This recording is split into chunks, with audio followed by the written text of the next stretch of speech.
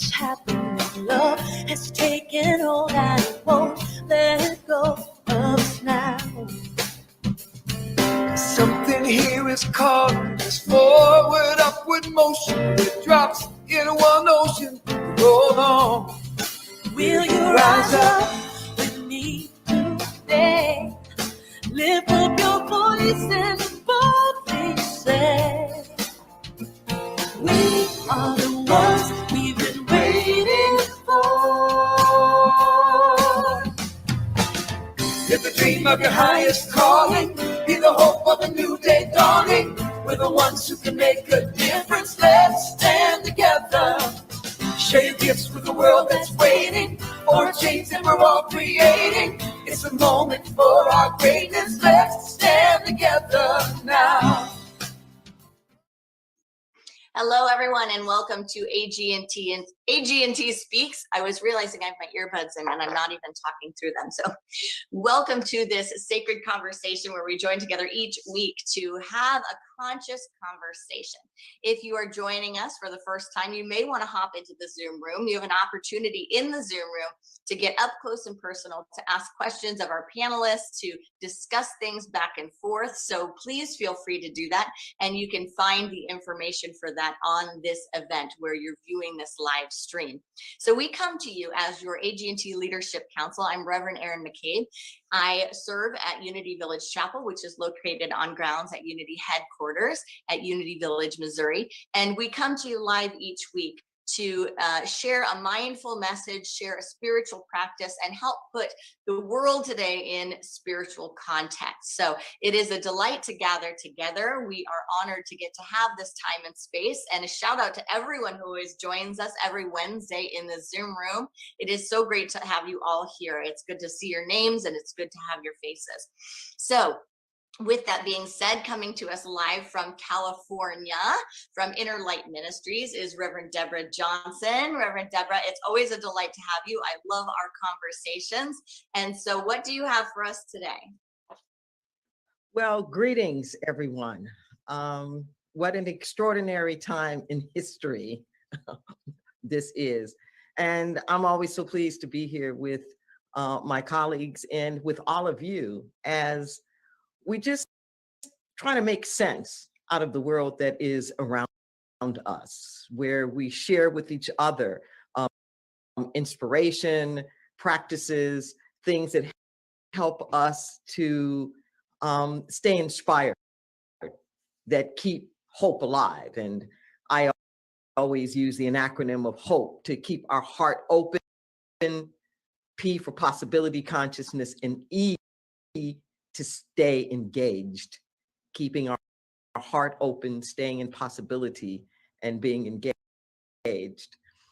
I've been doing a lot of sessions lately, particularly since the recent insurrection activities and all of the unrest and what appears to be tremendous amounts of social divides. And I've been doing a lot lately on not only inclusion, but on how do we stand in the oneness in the midst of all of this.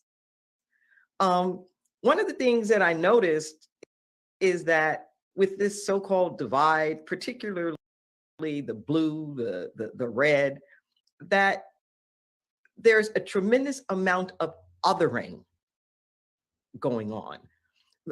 Othering is when you have this sense of there's us and them, that somehow or another there's this mutual exclusivity between us.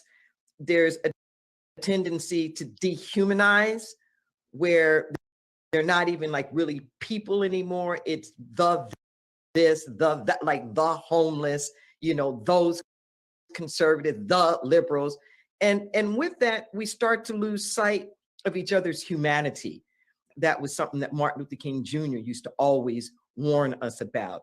He said that too often we trade in the I-thou relationship for an I-it relationship, where it's like we aren't even dealing with people anymore. And just one of the words of encouragement that I would like to give right now is that I think to really make it through these times, we have to develop an expanded consciousness that allows paradox to exist. Let me explain what I mean when I say that. A paradox is when there are seemingly opposite things that are both simultaneously true. And I know that gets to be a challenge sometimes on the spiritual journey. You know, people will say something like, well, be sure and get clear, you know, do your vision board. And then somebody else will say, well, don't have too much attachment, you know, surrender and let it go. And you're like, well, what am I supposed to do? Am I supposed to really affirm specifically, or am I supposed to just be with anything? And the answer is E, like all of the above, and learning how to do the balance with that. Where I think it's so critical right now, and I'm going to speak specifically within the terms of the United States, although this is not something that is just particular to the United States, is this notion of who or what is the real face of America. So often I hear well, that's not who we are. That's not what we are. You know, Americans are this, or like Americans are that. And the answer is E, it's all of the above. Just like breathe that in for a moment. It's all of the above. The people who stormed the Capitol are just as American as the people inside of the Capitol. That we're all in this. And I think the moment that we can stop with this, who has the real ownership, who's the stepchild, get beyond the who can be in enough of a majority or dominant position to be able to control, win out over the quote unquote other side, that if we're going to move forward in any kind of peace, and now that's really getting to be a question. If we can really move forward in any kind of peace, there has to be room in our heart for all of us. We say that we want that, we want inclusion, we say that we want liberty and justice for all, but all can't mean except for the people that we don't like.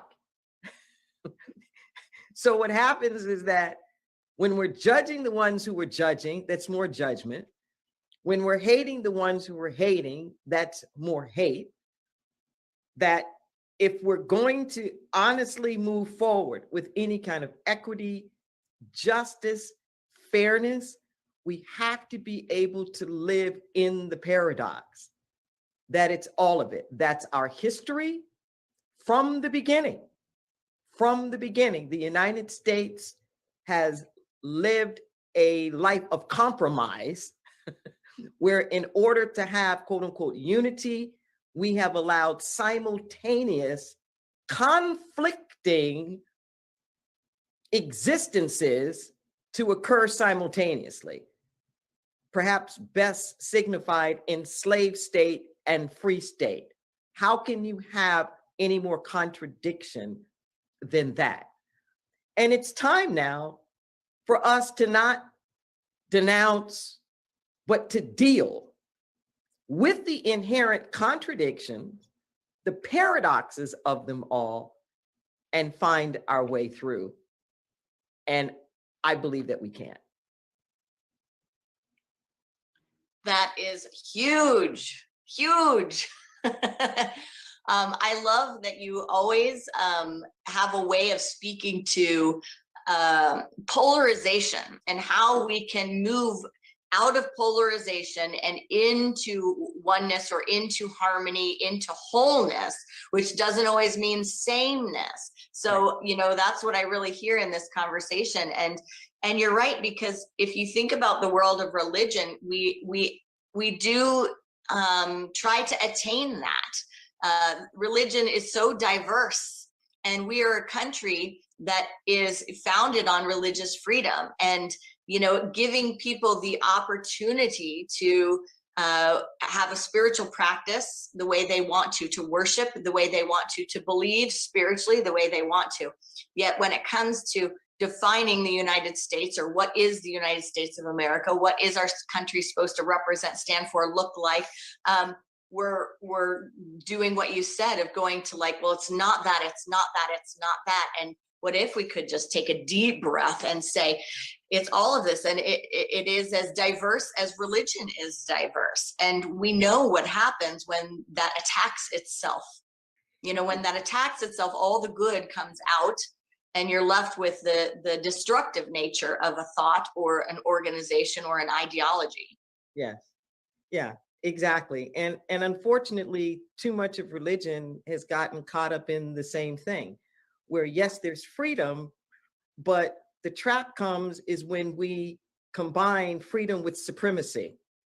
Then we have a problem where it's like, I'm free to practice my religion, not necessarily I'm going to support your freedom to practice your religion, but I'm free to practice mine. And part of my religion says your religion's bad and wrong. And part of my job is to make sure your religion doesn't flourish. And there's been too much of that, whether it's about religion, whether it's about race, whether it's about, ethnicity, sexual orientation, whatever. There's been too much of that consciousness of mine's better. And we can't all be here with our own genuine selves. And that's part of what I love about this cosmology that we have in the New Thought movement. This cosmology that we have in the New Thought movement says that there is an underlying oneness that expresses itself in a multiplicity of diversity. And that's part of that paradox that we can hold it both. We can hold it all. Just like the cactus has an identity, the rose has an identity, but they're not different forms of life. They're the same form of life expressing in different ways. So we don't other. The people who are different from us aren't others.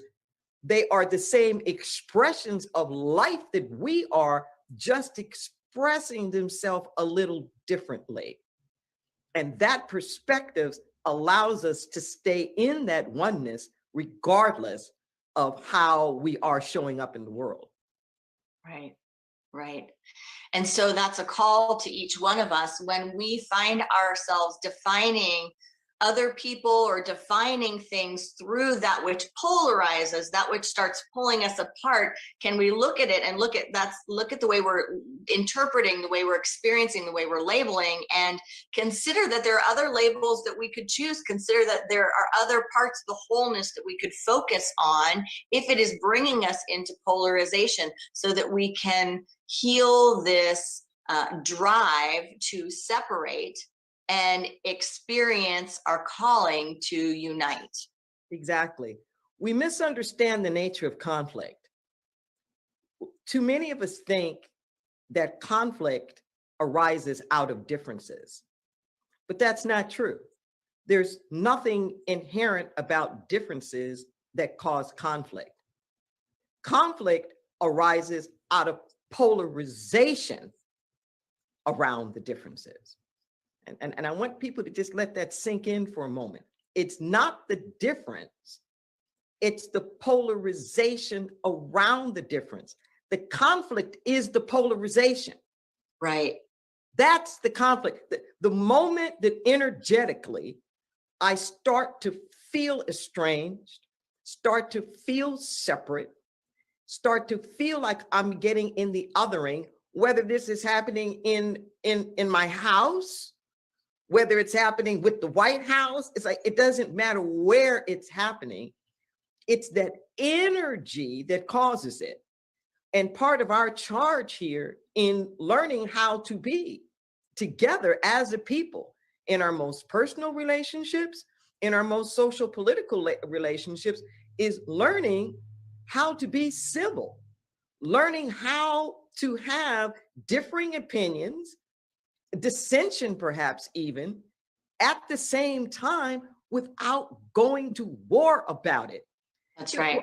One of the things that I really found amazing was Judge Ruth Bader Ginsburg and Scalia, the two Supreme Court justices who were on the polar opposite of the spectrum in terms of their rulings.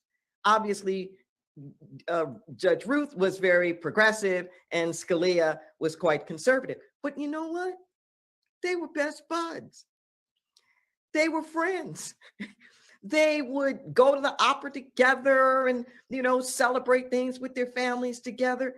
We don't have to allow differences to tear us apart. That's a choice. And too often we spend our time trying to get you to change. Right. So that you're not different from me. Right. Rather than challenge my own self to not polarize from you because you're showing up differently. Right. And I think that's one of the big keys. Like you said earlier on, you said, we treat this like whoever's the majority, that's the one who defines us. And I think that adds to the polarization and the conflict, because then it's either someone trying to convince someone or someone being afraid of being taken over by someone else's idea. So you've got either you all have to conform to my idea because it's the highest idea, or I'm feeling threatened the more I give space to your idea or your way of being or your definitions or your labels, because I don't want them in my life. And that really is just a recipe for destruction. Exactly. We here at AGNT are in the middle of our season for nonviolence, where we are commemorating it in terms of its duration between the assassination dates of Gandhi and of King in April, King Jr. in April. And, perhaps the most famous speech of Dr. Martin Luther King Jr. was his "I have a dream" speech. And the speech is really powerful. And I encourage everybody to really hear all of the speech, because we get stuck on one part of it. But that part of it that's most popular, when he speaks of this dream, he's talking about our capacity to do this very thing, to live in this seeming contradiction, to move beyond the polarization. And what I love about the speech is that he speaks of an intent, that his dream is an intent that one day the sons and the daughters of slaves and slave owners can in fact walk hand in hand together. Is that our intent today? Is it your intent? Whenever I'm doing King stuff and I post this to people, they're about to have a heart attack. When I'm talking to a progressive crowd and I say, is it your intent for your children and the alt-right children to walk hand in hand together? Is it your intent for the Holocaust survivors and the sons and daughters of the Holocaust survivors and the sons and daughters of the Nazis to walk hand in hand together? Like, ooh, you thought I said throw mama from the train or something. But right. It's like, if that's not your intent, what is your intent? Well, and I think, Reverend Deborah, if you could help people in this question, like, how do people deal with the fear when they look at that intent, the fear of being overcome, influenced, taken over? Because that's what happens for people if you look at any side of it, Mm-hmm.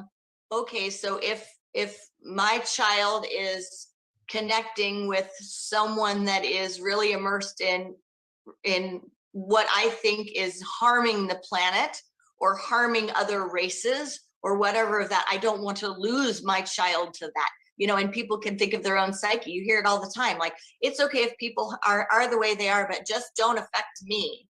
Yes.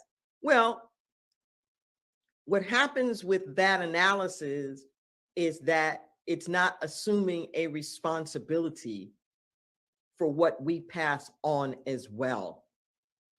See, there's this line in scripture about how the sins of the father are passed on to the children. And that word sin literally means to miss the mark. That sin is not so much about activity, as it is about your relationship to the divine, that you have done something that's missed the mark of the truth of your being and who you are. You missed it because the only evil that we ever see is how, in fact, we treat each other. So the reason why I described it as intent is the infamous, let there be peace on earth and let it begin with me. Am I willing to be the first one to put out the olive branch?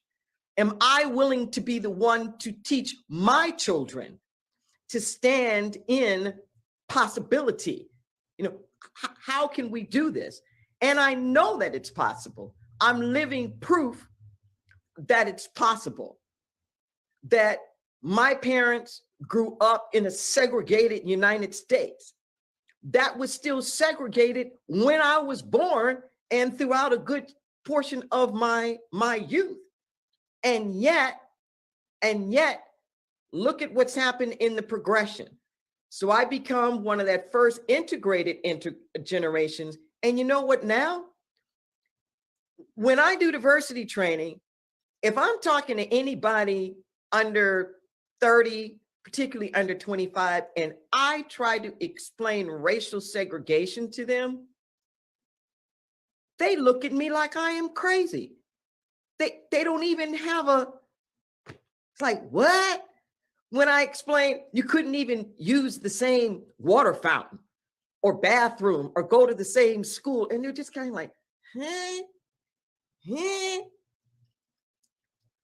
Because intentionally, we have decided each generation to be better people.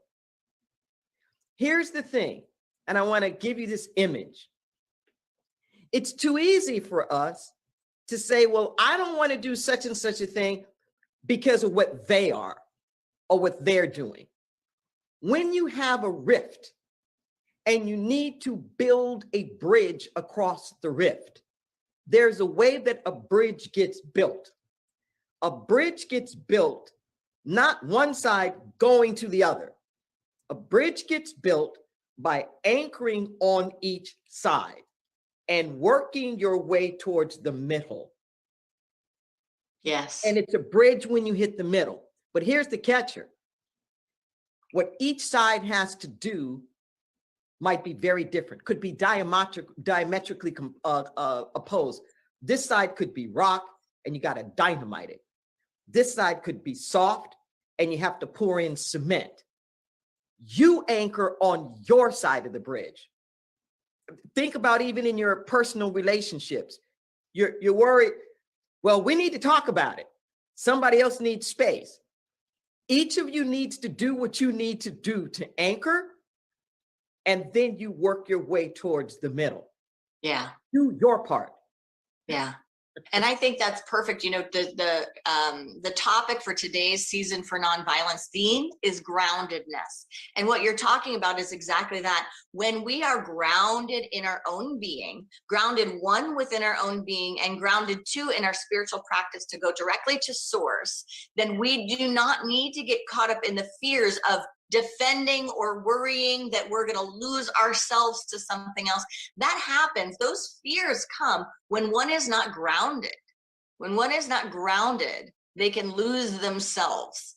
But when we are grounded, it's like you're talking about that bridge being built. When we're grounded, then we can be in the midst of even, you know, some of these expressions that feel like contradictions, and take the call of Martin Luther King to get into love, get into the harmonizing faculty, get into our connectedness, get into our humanity together, and start focusing less on the labels that divide us and more on the humanity that unites us. Yes. So thank you for this. Thank you. If I could give one other analogy. So we've been for the past year now in this global pandemic of the coronavirus. And what happens with viruses, as we're seeing now, that viruses are communicable. So are thoughts. We're spewing them out there in the atmosphere, and we're collecting and picking up on each other's thoughts. So just as we have to have a strong physical immune system so that we're not susceptible to all of the viruses out there, so it is with our beingness. Part of that groundedness, it's like developing a spiritual immune system. Right. Spiritual immune system, so that your chi energy is strong and you can be in the midst of all of these other thought viruses out there, and you're not susceptible. You're not susceptible. So when you're afraid that somebody else's ideas are going to overpower you, you need to strengthen your immune system. You need to strengthen your immune system so that you're feeling less vulnerable, in addition to whatever that we're needing to do to try to limit the viruses. But make sure you're strong. Yeah. Yeah. Beautiful. And thank you for this message. Thank you. So everyone, if you are still watching live, you can go in and hop into the Zoom room if you'd like to. Let's have a clip from the Reverend.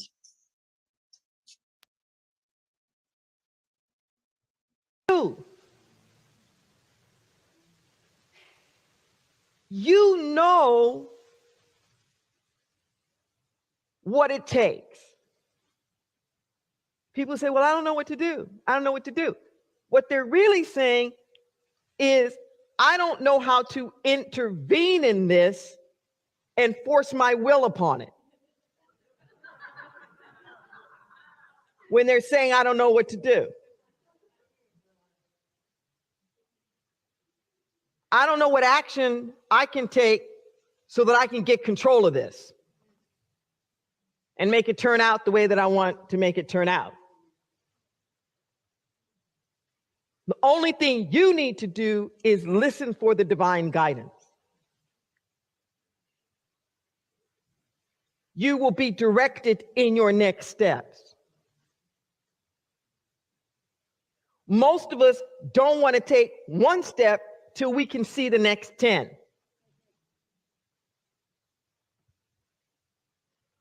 It doesn't work that way. We're not allowed to see the future all the time. But we could see more if we were willing to accept what we see.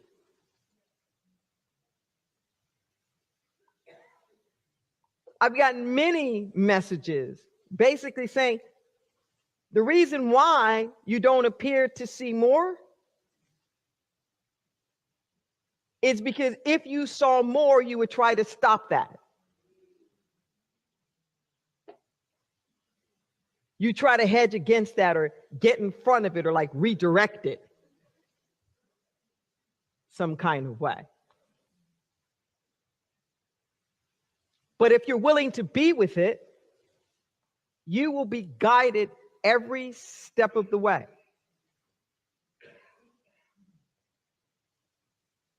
But it's just like the 12-step program, one day at a time. One day at a time.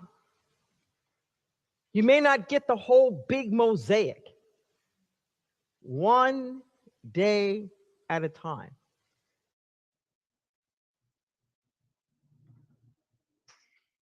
Thank you, everyone, for joining us this week for AGNT Speaks. We'll be back next week. And if you want to learn more about AGNT and the Season for Nonviolence, you can go to agnt.today and find out more and also contribute to this great work that is co-creating a world that works for all.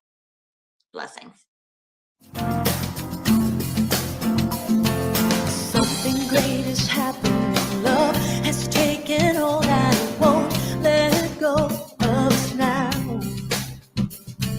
Something here is calling us forward, upward motion with drops in one ocean. Roll on. Will you rise up with me today?